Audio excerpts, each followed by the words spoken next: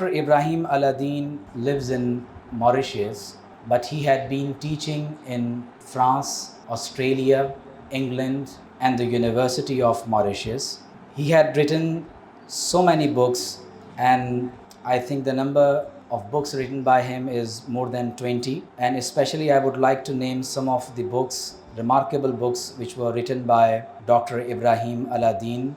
His research areas are sociology of minorities, diversity and cultural integration, globalization, and politics of education.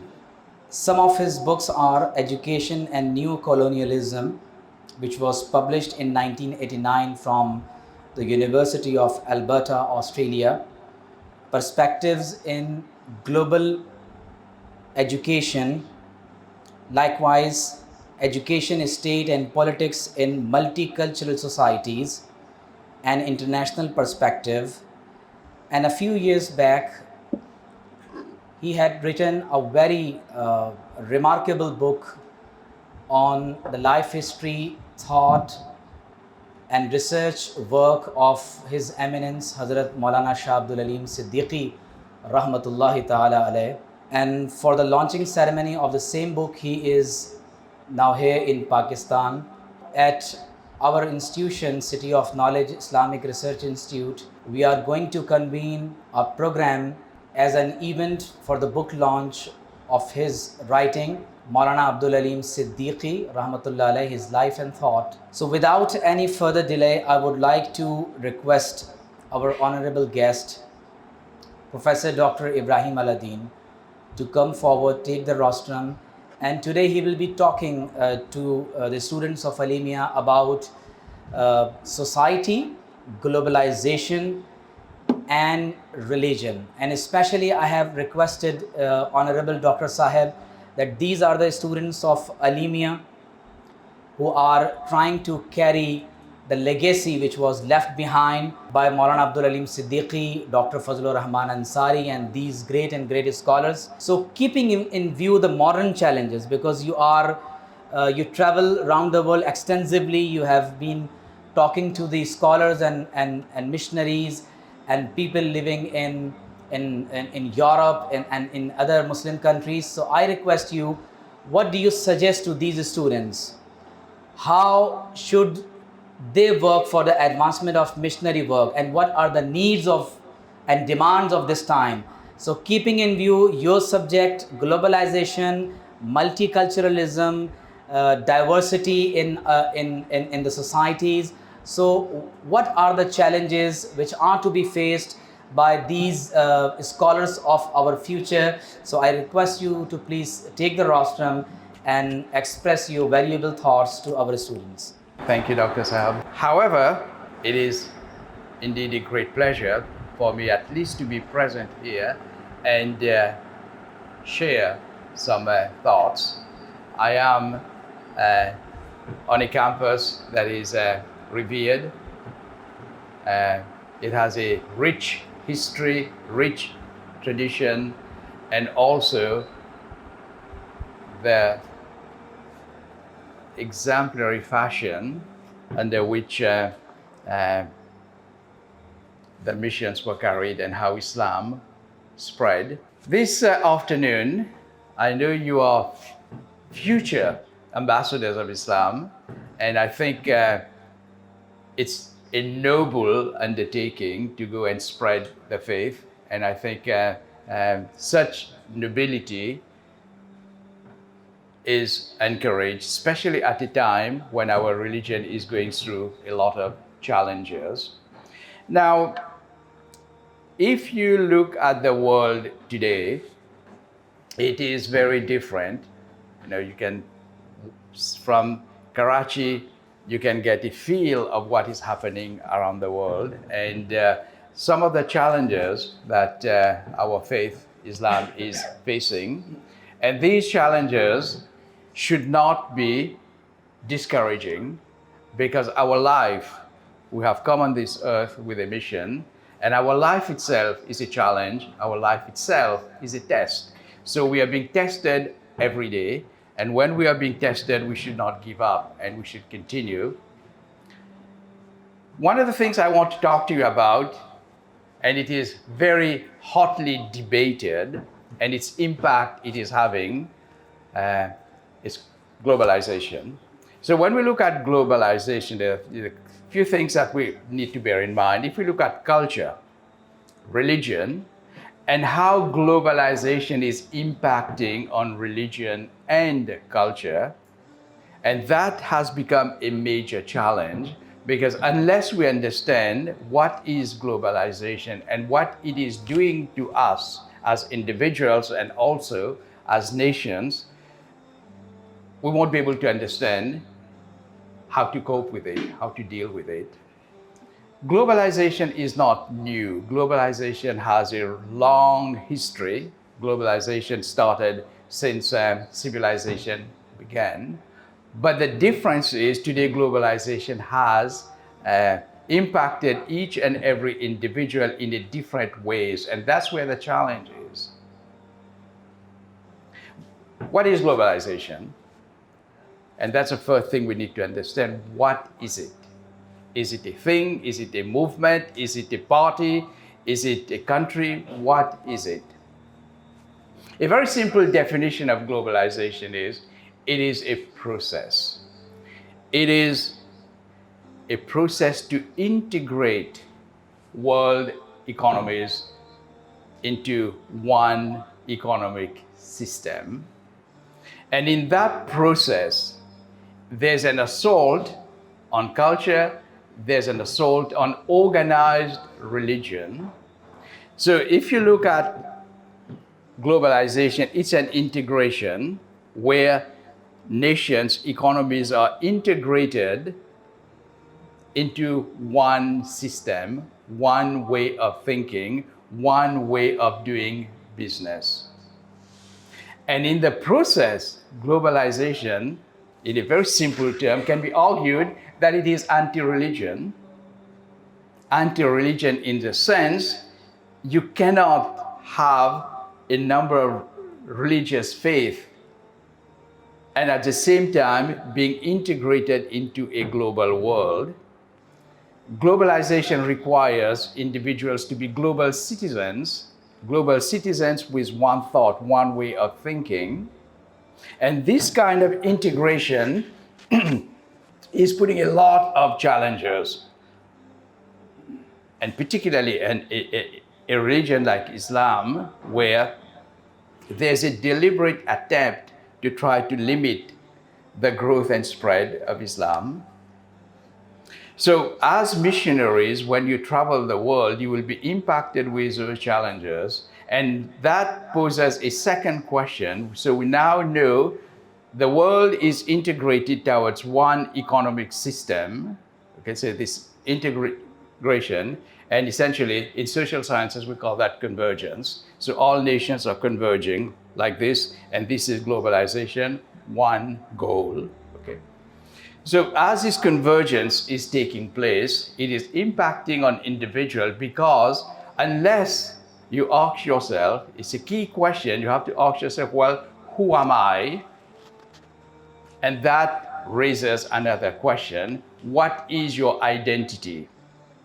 Identity is very important for you to understand your role in society. Who are you? Are you a citizen of Pakistan? Are you a Muslim? Are you a global citizen? What are you? So we need to understand our identity. And identity is not just what you see here. Your dress, your name, that is not sufficient as an identity. Identity is inside. Your faith, your belief, how you conduct yourself every day. Identity is something internal, and unless that identity is strong, globalization is going to suck you.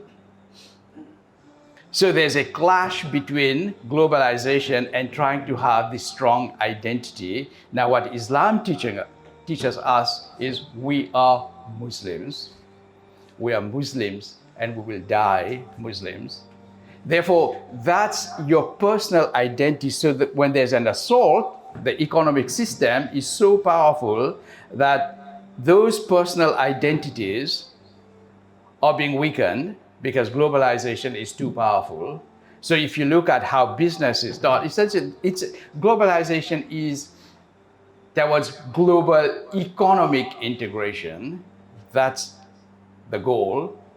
And so we're talking about global economies. And for nations to survive, you have to be part of this trend. You have to be part of this process.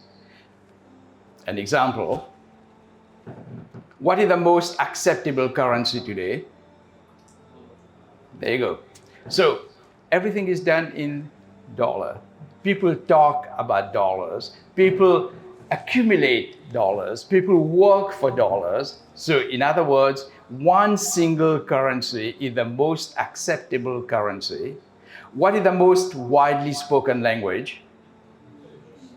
English is the most widely spoken language. So when you see how globalization is shaping the modern citizen, you've got, first of all, we're living in a society, we're living in a world that has become very materialistic. We are being consumed by advertising companies to become consumers. So we have become what we call in sociology, conspicuous consumers. We just accumulate. We want big cars, we got big jobs, we got big homes, we want more money. The more is never enough. It is because we are moving into a structure where you are being reminded if you don't have money, you are not worth anything. The dollar is the most acceptable currency. If you don't have dollars in your pocket, you don't leave Pakistan, you can't go outside. So you can see the challenges, and you as young missionaries, as you travel, you will be facing these challenges. Now, do I tell people that I am a Muslim, or should I be ashamed to tell people I am a Muslim? And I have seen in my work, when I meet people, they somehow hesitate to tell you that they are Muslim. Yes. Okay? Especially in a country where Muslims are minorities. So if your identity is strong, you have internalized it, and you know you are born a Muslim, and you know you have a mission on this earth, and Allah has put us here for a reason, and you will die as a Muslim, then why should you be afraid? If it's strong enough inside, you've got your iman and it is strong, it is powerful, there is no forces that can weaken that identity. So globalization is becoming such a force that it is questioning those identities. And if you are weaker, you will use your identity. You will be sucked in. So you've got to bear that in mind. You will be confronted with those challenges, and those challenges will be so powerful. At some point you will say, now I'm not in Pakistan, there is no masjid around, I cannot hear azan, therefore I stop being a Muslim. And there are influencers. There will be influencers that will discourage you to practice your faith. There will be influencers in your travel. For example, what happens if you are in a foreign country where there is no halal food? What do? Do you stop eating? Do you find an alternative, or do you stop being a Muslim? So these are questions that you will be asking as you take up the challenges. And we've got role models like Maulana Abdul Alim Siddiqui, Rahmatullah. He was a model. He traveled the world. He met ordinary people to presidents, to kings.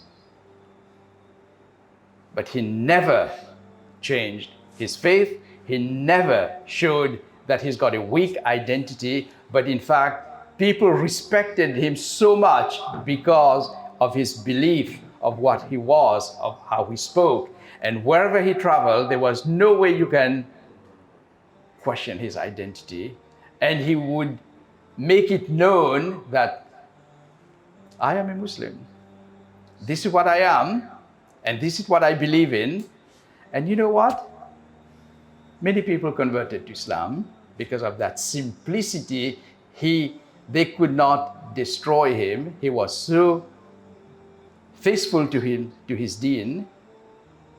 You can't take that away. Today, we have those challenges. Unless you are strongly committed as a missionary, you will start to falter.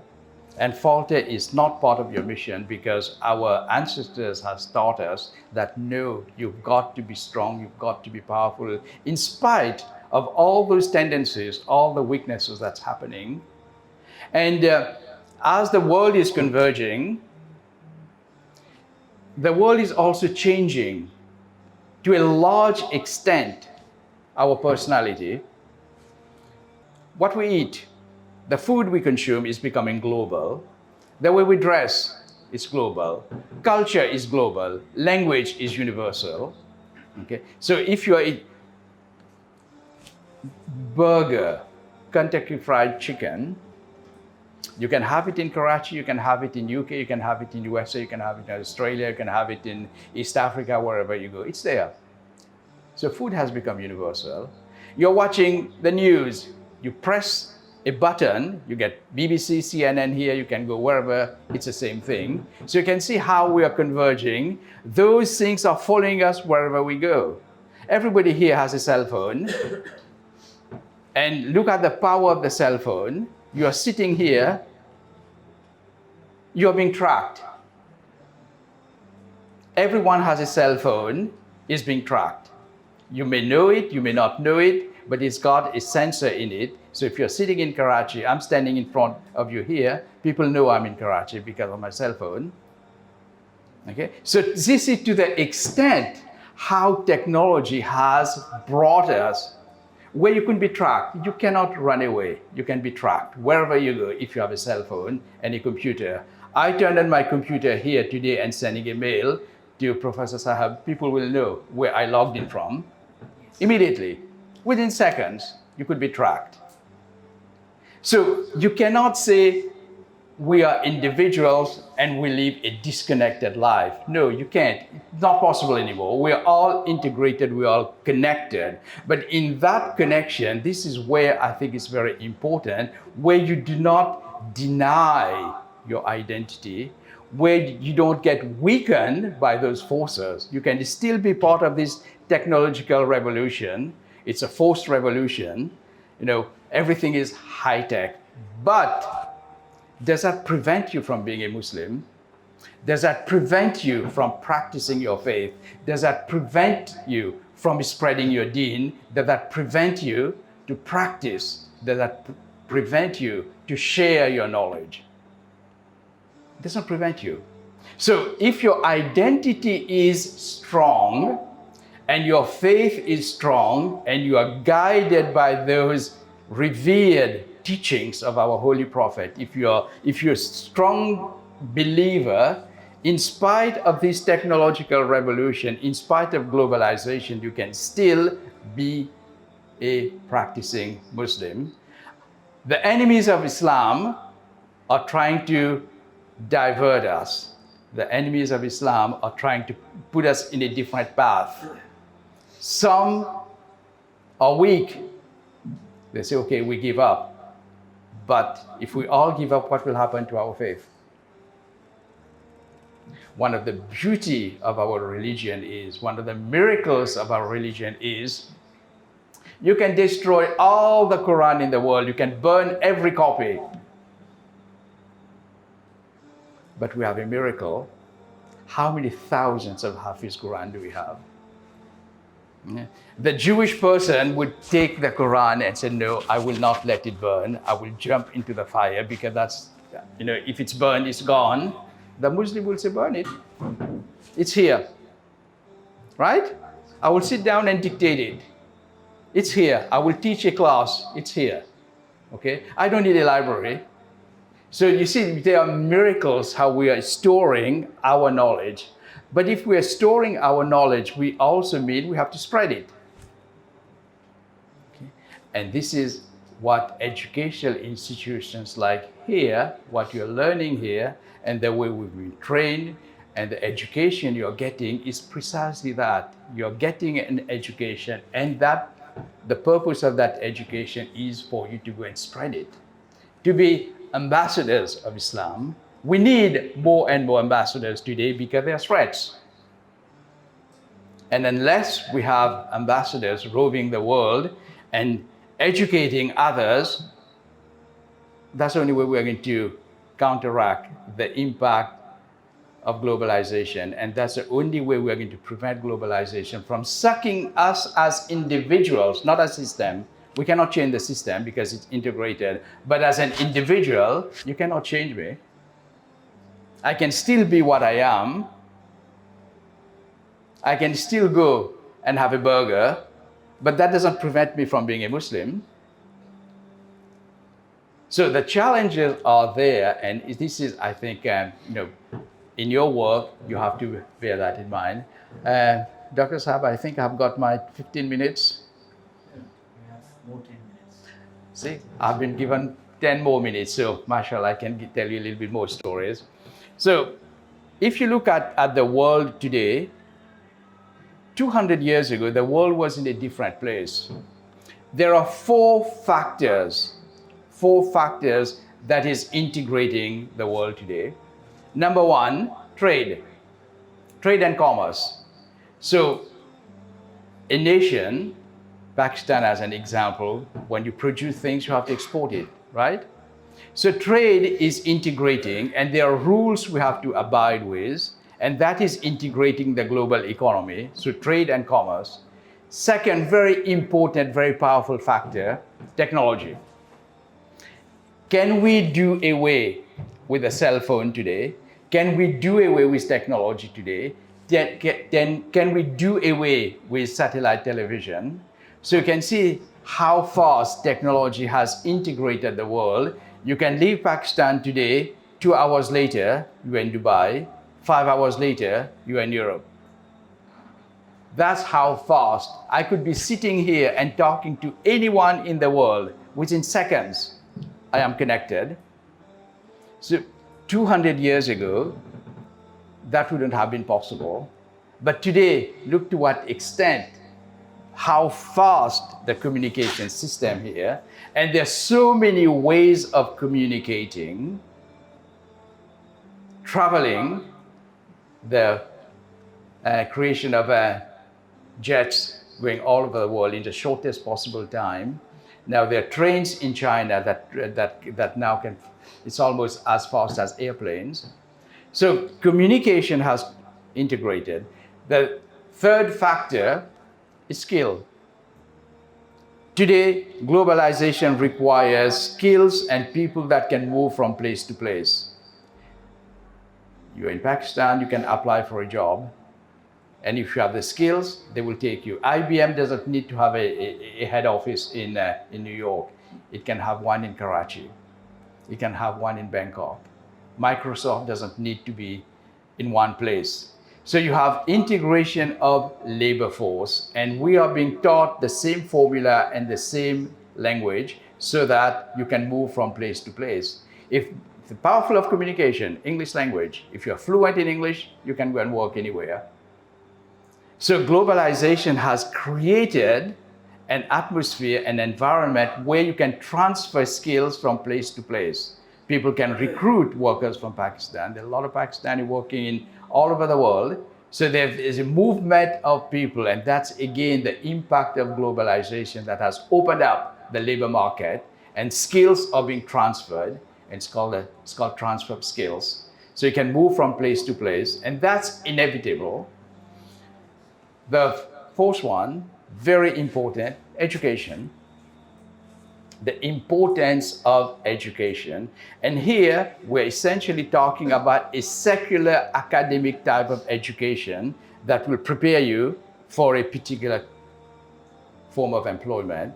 Okay. Now, in that secular education, what is missing is what you are doing here. If we follow a secularized curriculum,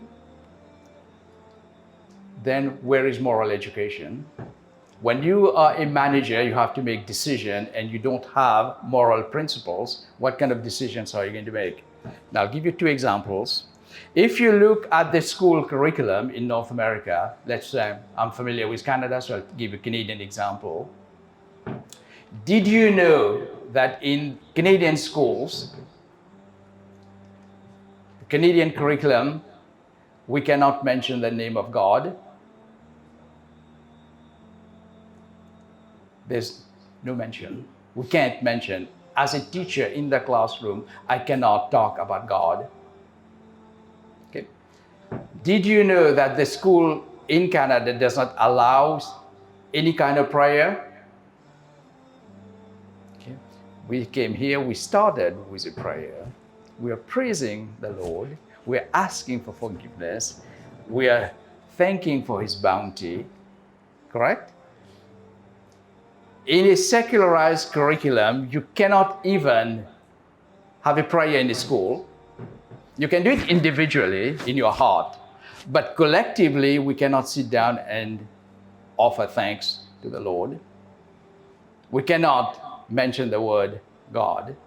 Now, ask yourself, children going to school, okay, where moral education is not part of the curriculum, what kind of education are they getting? Do you want a secularized curriculum that dismisses religion completely? And if that is a purpose, if religion is missed out completely from the school curriculum, what kind of individual are we producing? Good question, right? So that takes me to the next level. If there is no moral education in the curriculum, how are you going to do character building? What kind of character are we going to have? And you know what kind of character we're going to have? Very simple.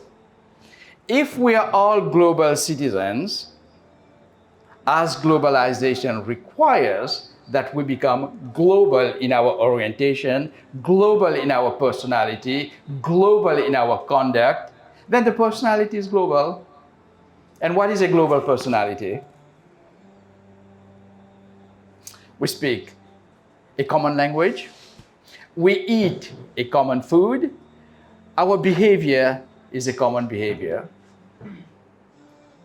Okay? So instead of saying Assalamu alaikum with such reverence and respect and grace, and you know how Muslims, when they Assalamu alaikum, it comes from the heart and you hug people. Okay? There's a lot of energy in that greeting, a lot of respect. But when you just say hi, where the grace, where the reverence, where the respect, where the warmth, where the brotherhood, where the sisterhood? Hi, bye. You see how superficial the personality becomes? So moral education is significant because what our deen teaches us. For a Muslim, the first part of character building is, if you don't have adab, are you a Muslim? Can you be a Muslim? Can you call yourself a Muslim? And how powerful it is. It's from the heart, the personality, the grace, the reverence, the respect. And our religion teaches us respect, respect, respect. Respect your parents, respect your friends, respect your teacher, respect people around you, respect a non-Muslim. Because that's what who we are. That's our personality. But if that doesn't exist, what are we? So global personality, we become a robot. You're programmed. Work, work, work over time, work, work, work over time. Family becomes weaker. What you have more is a thicker wallet, lots of money, and at night you cannot sleep because now you're thinking how I can double it. What happens to the family? What happens to children? How much time do you have with your family? How much time do you have to sit down together and eat dinner with the family? See, people say, I'm so busy, I have no time. But then you ask, what do you do with your time? Oh yeah, I'm just working. How many hours do you work? 15 hours. We live a highly stressed life. People are stressed out. When you're stressed out, do you have time for warmth? Do you have time for friendship? Do you have time for family? Do you have time to spend? and with that hug and that reverence. Do you know that in Canada, a teacher cannot hug a student?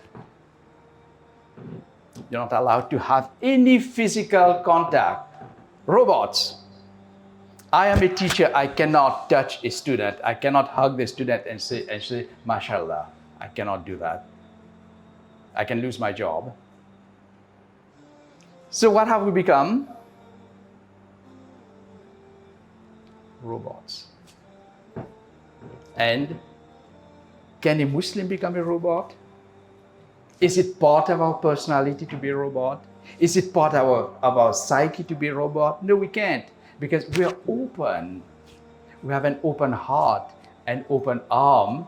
We are sharing everything we have, we share. We donate, we give, zakat, charity, ilm, knowledge, sharing.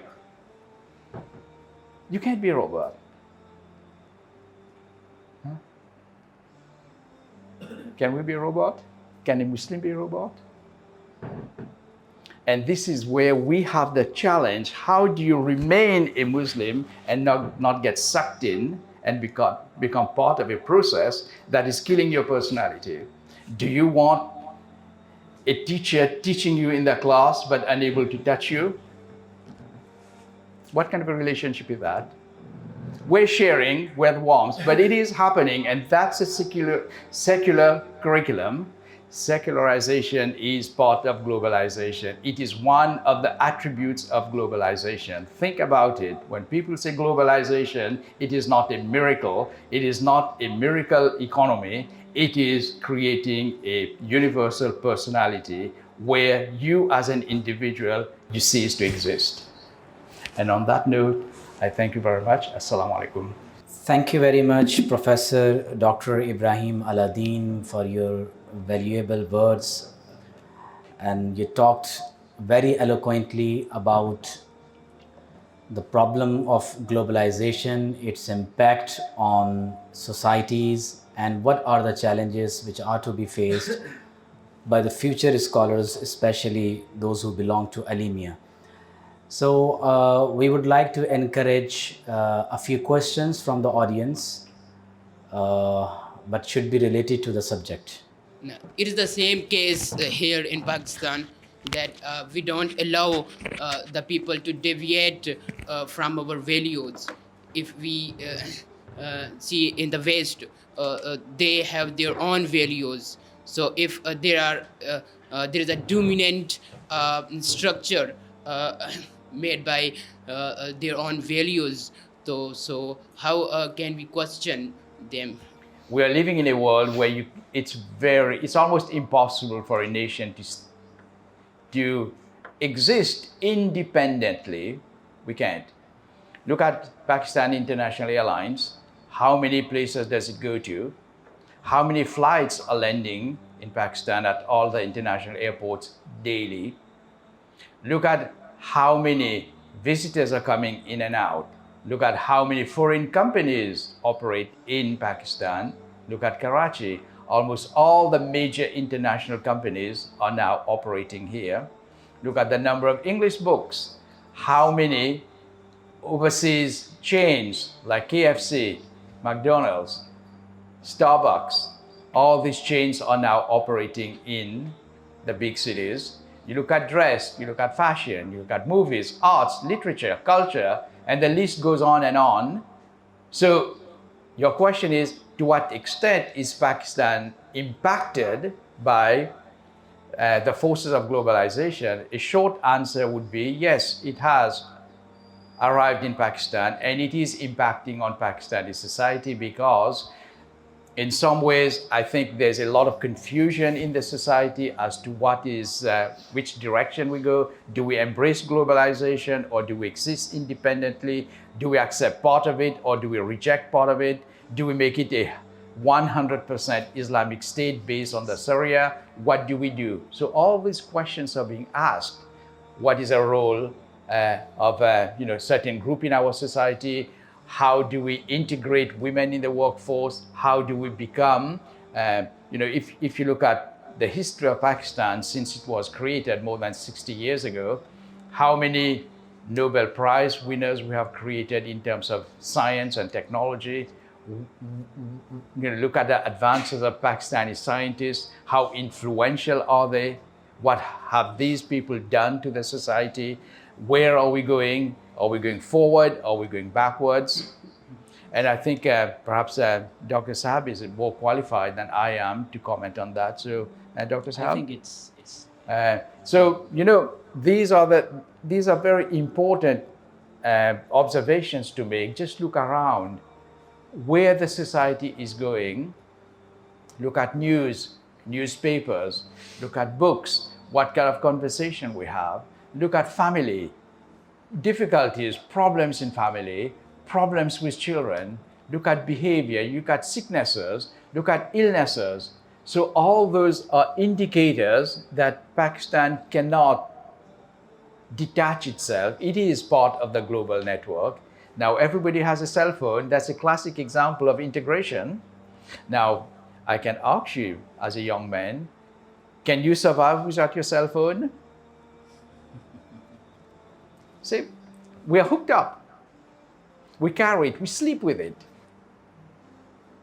We may not sleep with our younger brother, but we sleep with a cell phone.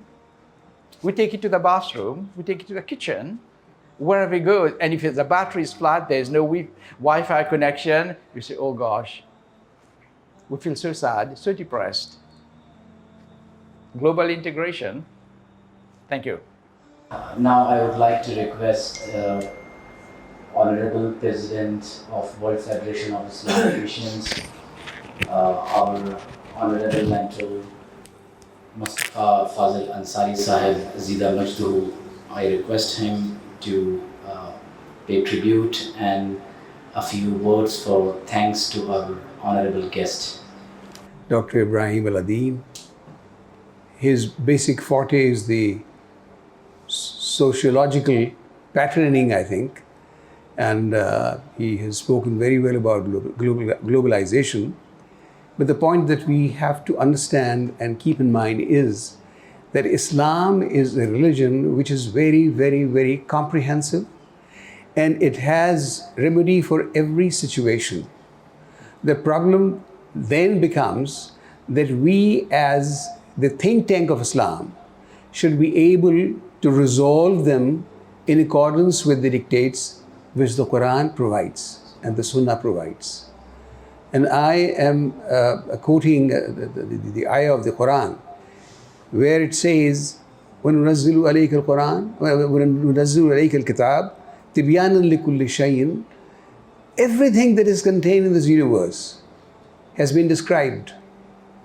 And every opportunity has been given to the human beings to exercise the distinguishing factor of their personality, which is the wisdom, knowledge and wisdom. These were the assets of Muslims when the Holy Prophet ﷺ brought that model culture and presented to the world that the pagans of now Saudi Arabia were transformed into the most distinguished people in the world. The Ottoman age, the Ottoman Empire, was the most powerful empire in the history of the world. These were the Muslims. We have the answers, but the problem is that we have gone too far away from the basics that the religion had taught us. We have lost touch with the guidance that was provided to us in the form of Quran and in the form of Sunnah. So even in this age of globalization, I am certain that many of you will be able to express your thoughts and tell the world that we are prepared. But the problem that we anticipate now and forever has been, for the most part, after the 1500 period from 1500 onwards, when the Ottoman Empire fell. In 1453, we conquered Constantinople, and thereafter, the forces of anti-Islam forces were able to smash, in fact, the beautiful legacies that the Muslim civilization had provided to the world. So we definitely, this is something which Dr. Saab has given you food for thought, that you must try to think over these problems, because you will be confronting them. You will be required to answer those queries which those people will be presenting to you. And as I was talking earlier to Dr. Saab, the problem with us in the subcontinent has been that we have not paid enough attention to the education system. Yes. The education system has to be put right. Once that is done, major part of our problem is resolved. We have to bring the standards up. We should not be the slave of rote learning, cramming, as we call it, and which is a normal thing in our schools in Pakistan, except for those which are private schools where the teaching methodology is entirely different. But we have to be realistic. We have to be practical. We have to see what the problems and the conflicts are in the society today, and how best Islam as a role model can be provided to them who are unaware of the beauties of Islam. I thank Dr. Saab very much for his kindness and for his generous thoughts, and I hope that he will be able to come again and again to Pakistan and visit this center.